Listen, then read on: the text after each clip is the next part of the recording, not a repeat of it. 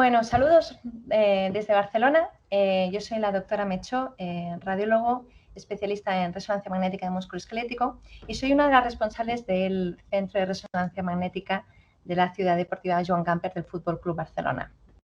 Primero de todo, querría dar las gracias al Canon Medical Systems por haberme invitado a participar en esta jornada.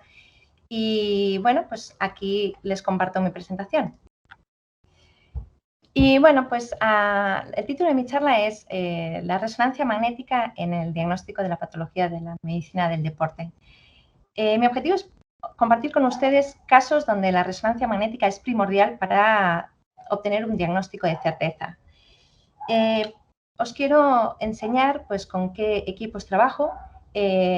Utilizo, hasta hace poco tenía en mis manos una Titan 3 Teslas de Canon, y hace poco se nos ha instalado esta Galan de 3 Teslas de Canon también. He dividido la charla en estos tres apartados. La resonancia magnética en patología deportiva, por qué de alto campo.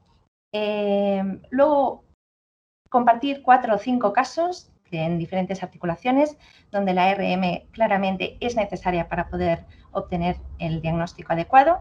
Y por último, pues mi ojito derecho, que es la lesión muscular, cómo la resonancia magnética nos puede ayudar. Tuve la gran suerte de estudiar en la Universidad de Barcelona, en el Hospital Clínic, y allí pues conocí al doctor Pau Golano, que de hecho fue profesor mío, y bueno, pues fui becaria del Departamento de Anatomía.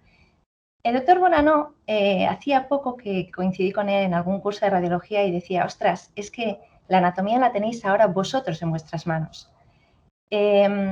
Como todos sabéis, el doctor Golano hacía de la anatomía un arte, y de hecho el doctor Ditz dice esta misma frase en su artículo en memoria de él.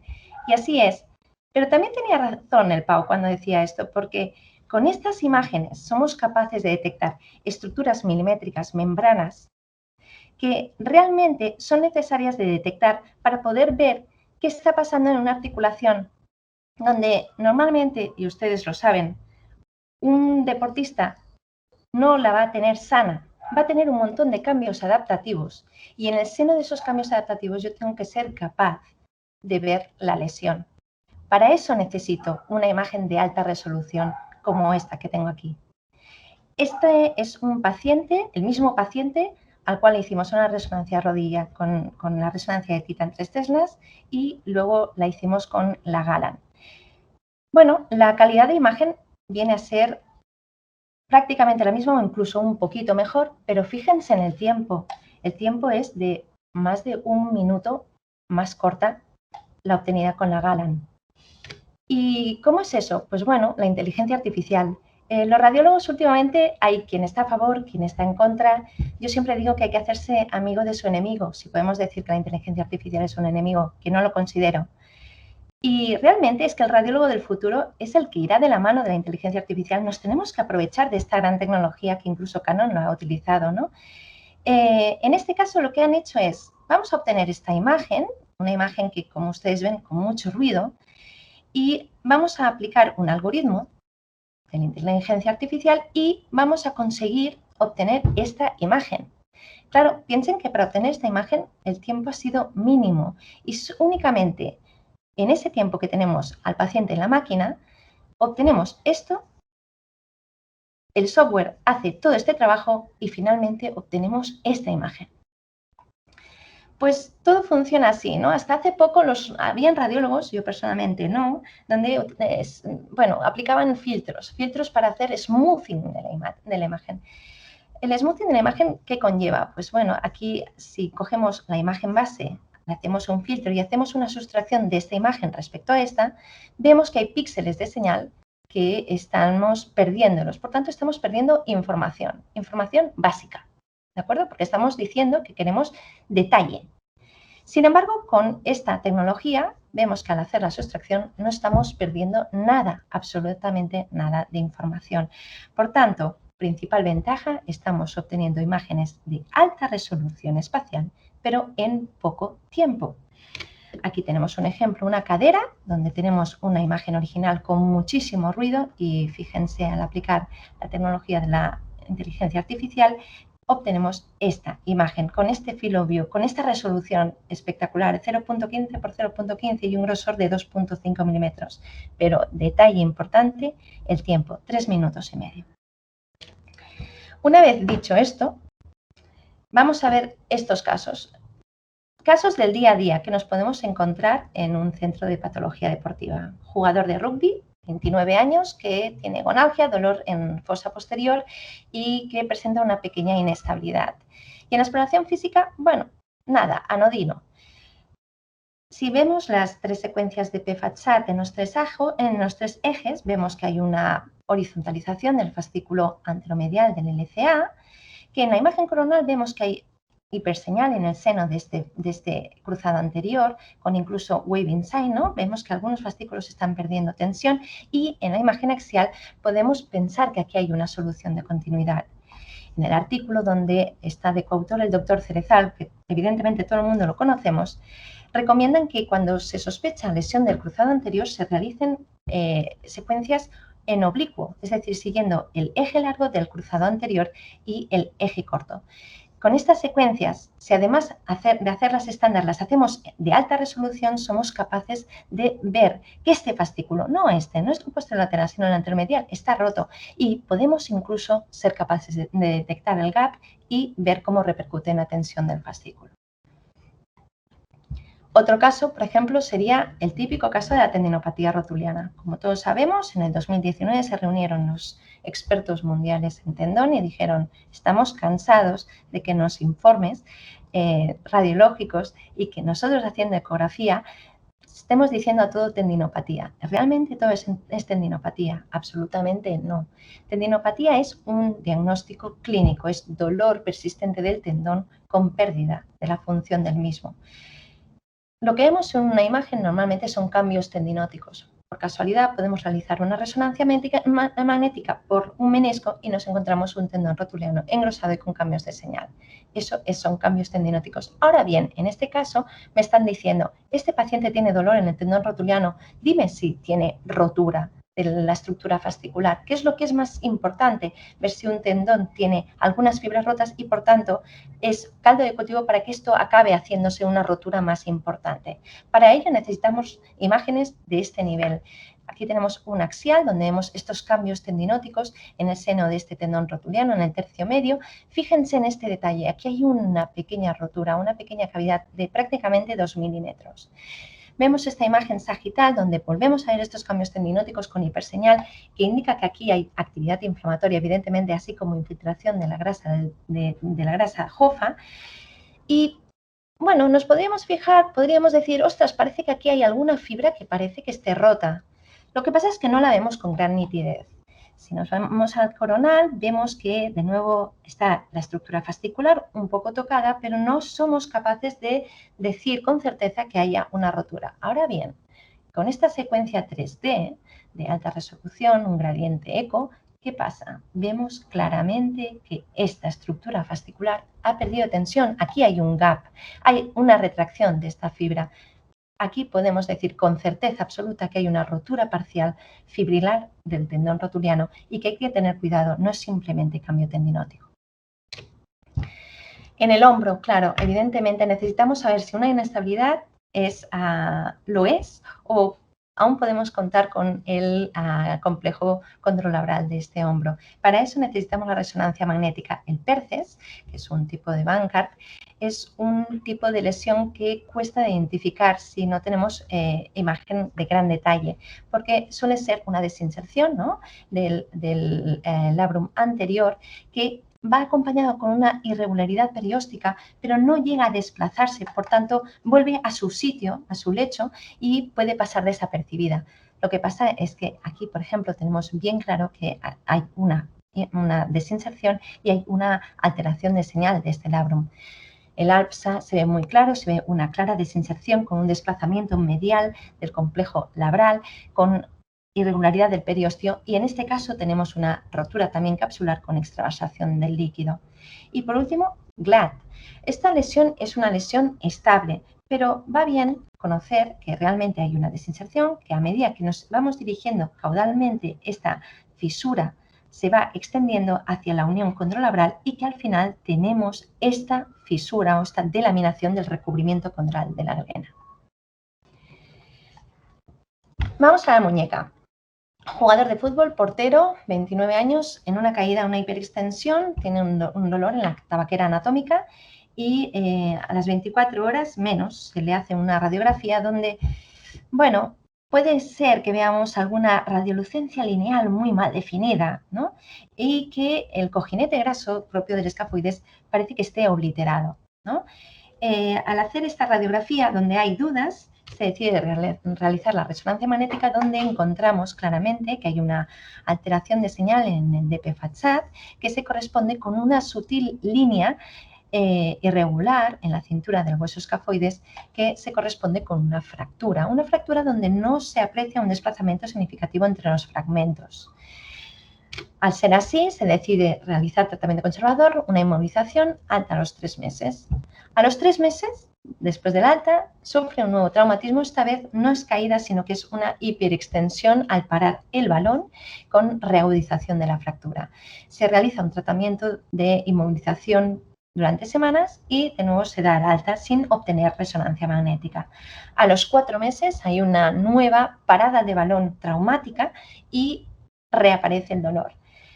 Se realiza la radiografía y se aprecia una clara deformación del hueso escafoides que se confirma por resonancia magnética con la fractura, deformación e irregularidad del ligamento intercarpal dorsal con deformación en DC.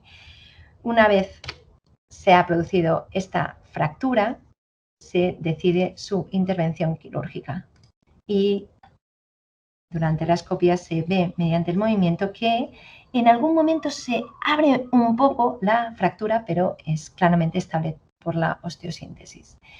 Con este caso, ¿qué aprendimos? Pues que un portero, aunque nos parezca que no haya un desplazamiento significativo entre los fragmentos, igual desde el principio tendríamos que plantearnos la cirugía. Groin pain. Groin pain sí que es un problema para la resonancia magnética. ¿Por qué? Porque somos muy sensibles pero poco específicos. Es decir, vemos muchísimas cosas. Aquí el doctor Idoate y el doctor Casarjan en un póster que presentaron tanto en el europeo como en el español como en el americano, presentaron todos los signos radiológicos que podemos encontrar en la región del pubis en los deportistas, en jugadores de fútbol y en ciclistas. Llegaron a conclusiones como que si haces una resonancia magnética en la pretemporada, te vas a encontrar un montón de signos patológicos. Ahora bien, signos patológicos, con el tiempo nos damos cuenta de que no lo son. Son signos adaptativos al traumatismo repetitivo por la actividad que hace durante el deporte que practica. Realmente, el problema nuestro es, en el seno de todos estos cambios, ver cuál realmente es patológico y si hay algo que nos pueda hacer levantar la liebre cuando lo veamos. Y justamente hablando de eso, tengo este caso. Este paciente es jugador de fútbol, 21 años, con dolor durante el entrenamiento. En una arrancada, pues siente como una rotura, ¿vale? Se le hace la reso de muslo, donde vemos una avulsión de este aductor largo y fíjense que la zona de la inserción está totalmente avulsionada, ¿no? Es una avulsión tendinosa. Bueno, lo típico que si tiras de historia, 9 meses antes este paciente se hizo una resonancia magnética de isquios. Esta resonancia magnética, haciendo zoom y centrándonos en la región del pubis, ¿qué nos encontramos? Un cleft, ¿es esto? Realmente no lo es. Y es que esto me ayudó a entenderlo el doctor Schilder, que es un traumatólogo especialista en groin pain, que formó parte del consenso de Doha, y realmente él me hizo entender los clefts son imágenes lineales de hiperintensidad que entran en contacto con la sínfisis púbica. Tenemos que ver realmente que hay una comunicación, es una extensión del líquido sinovial en esta dirección. Ahora bien, si vemos una hiperseñal que se dirige bastante hacia la región lateral de la inserción, cuidado, porque entonces aquí está entrando en juego el fibrocartílago. El doctor Schilder, tras hacer un trabajo extenso de anatomía, disecó 50 cadáveres y luego hizo otro estudio de 50 cadáveres más, donde vio estudió bien la anatomía de este complejo entre el músculo piramidal, el ligamento púbico anterior y el aductor. La inserción del aductor es a nivel del pubis, a través del ligamento pubiano anterior, pero también a través del fibrocartílago. Y este fibrocartílago tiene una morfología piramidal y se extiende, viene a ser esta estructura de aquí, y se extiende hacia el lateral. Es esta estructura que vemos muy bien en el sagital. Cuando este fibrocartílago se va rompiendo, es esta hiperseñal que veremos en el lateral y puede ser una imagen que nos tiene que hacer levantar la liebre de decir, cuidado que esto igual es inestable y en un futuro se puede romper. Una vez vistos diferentes casos del día a día de la patología deportiva, vamos al mundo de la lesión muscular. Entre los médicos del deporte, entre los radiólogos, existe como un poco la disputa de ¿para qué la resonancia magnética? Si tenemos la eco a pie de campo, la podemos practicar en el momento 1, podemos hacer el diagnóstico, el seguimiento. ¿La resonancia magnética realmente sirve de algo para el estudio de la lesión muscular? Evidentemente y absolutamente sí. Aquí os presento 3 casos. Uno, jugador de fútbol con molestia en el muslo distal durante el partido, que por ecografía se veía algo, una alteración de señal, incipiente edema en la unión miofascial de la cabeza larga del bíceps, en región distal. En el axial lo que nos encontramos es esta alteración de señal que yo le digo algodonosa, ¿vale? Que justo a nivel de la vitamina, donde el paciente nos marca, es de mayor hiperseñal, lo que sugiere que parece que haya un poco de rotura de la unión miofascial. Aquí en la imagen coronal volvemos a ver que hay esta hiperseñal aquí distal y esta es la imagen sagital donde vemos la extensión del edema. Es muy pequeño. Esta lesión cuesta mucho de identificar por ecografía. De hecho está localizada, si vemos aquí, este es el complejo del bíceps, cabeza larga, cabeza corta. La lesión vendría a estar a este nivel. Tenemos la cremallera profunda y la cremallera superficial, tal como describe el doctor Valius, y la lesión estaría localizada en la cremallera profunda a este nivel. Sería una lesión miofascial que en un principio tiene buen pronóstico. Ahora bien, al evidenciarse que claramente hay una rotura miofascial, podemos considerar que es de un pronóstico un poquito peor. Por ello, se consideró que era un grado 3 de la clasificación del Dr. Valle de la MLGR, es decir, lesión indirecta ubicada en el tercio distal del muslo y en la unión miotendinosa distal, grado 3, un primer episodio, y se consideró que eran 3 semanas de return to play.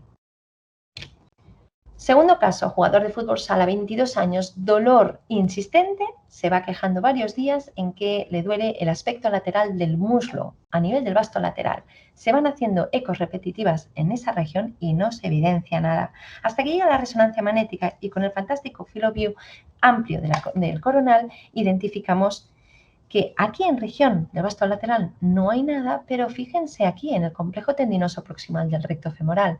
Aquí hay una hiperseñal que no gusta. Parece como que haya una tendencia a hacer el edema intersticial en pluma. Al ver esto en el coronal, nos dirigimos en el axial y lo que identificamos es hiperseñal del tendón indirecto y un split del tendón común que se extiende caudalmente, afectando la porción más proximal del septo central. Una vez hemos ido caudalmente, ahora nos redirigimos proximalmente y volvemos a identificar este split que se extiende proximalmente hasta afectar parte del tendón indirecto. Aquí vemos la imagen sagital. Por tanto, realmente es esto, afecta porción tendón indirecto, se extiende caudalmente por el tendón común y afecta el septo central.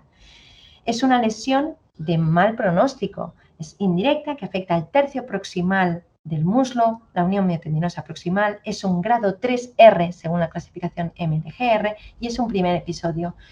Return to play de 10 semanas. Fíjense, por ecografía no se había evidenciado porque todo el rato la lesión, la clínica era a nivel del vasto lateral.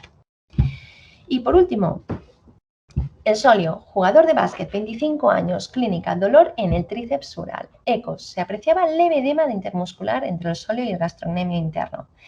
¿Qué pasa? Pensamos que sabemos la anatomía del solio, pero gracias al doctor Pedret, al doctor Valius, doctor Rupérez, varios médicos del Fútbol Club Barcelona y servidora estamos haciendo un estudio anatómico donde vemos claramente que existe una variabilidad anatómica del sóleo. El doctor Pruna también lo indicaba en más de algún congreso que ha hablado sobre este dato, que existe una gran variabilidad del tejido conectivo anatómica.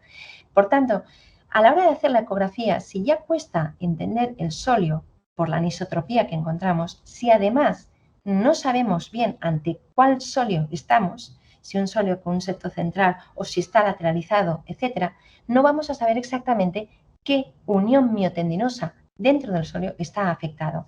Este caso, por ejemplo, tenemos un sóleo, vemos fascículo aponeurótico lateral,